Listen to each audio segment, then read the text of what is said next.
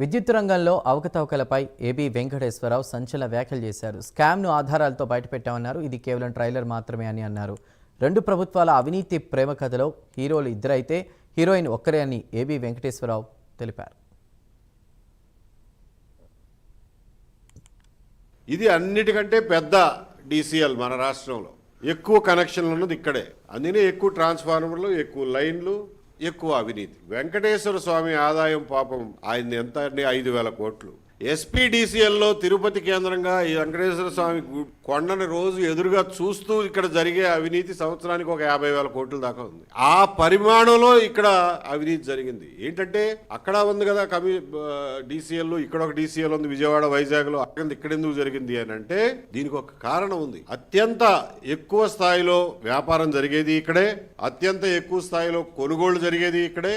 దీన్ని ఒక experimental lab కింద ఒకానొక చారిత్రక క్షణంలో దీన్ని ఎస్పీడీసీఎల్ని ఒక ముఠా, ఒక గుంపు, ఒక ఆలోచన, ఒక సంస్థ, లేకపోతే 4-5 సంస్థల సంఘం దీన్ని కబ్జా చేసేసి ప్రభుత్వాలు మారినా కానీ ఇదే మాఫియా. మీకెందుకయ్యా బాధ?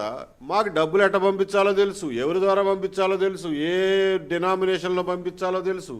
మాతో పని చేయించుకోవడం వల్ల ఇంకొకటి కోసం ఎదురుతారు ఎందుకు మీరు అనే పరిస్థితికి వచ్చింది. అందుకే నేను అనేది ప్రజలకు సంబంధించినంత వరకు ఏంటంటే ఇది మామూలు విషవలయం కాదు. ఇందులో నుంచి ఈ సాలిగూట్లోంచి మనం గనక బయటికి పోలేకపోతే ఇది ఇక్కడతో ఆగదు. నేను అన్నట్టు కర్మ వదిలినా కరెంటు బిల్లులు వదలవు, ఎప్పటికీ వదలవు. కాబట్టి మనం తప్పించుకోకపోతే మనకు విముక్తి లేదు. ప్రభుత్వాలు వస్తూ ఉంటాయి, పోతా ఉంటాయి, అదే దారిలో డబ్బులు నడిచి వెళ్ళిపోతూ ఉంటాయి, బిల్లులు మనం కడతా ఉండాలి. కాబట్టి మనం తీవ్రంగా దీని గురించి ఆలోచించి నిర్ణయాలు తీసుకోవాల్సిన అవసరం ఉంది. ఇది అన్నిటికంటే పెద్ద డీసీఎల్ మన రాష్ట్రంలో.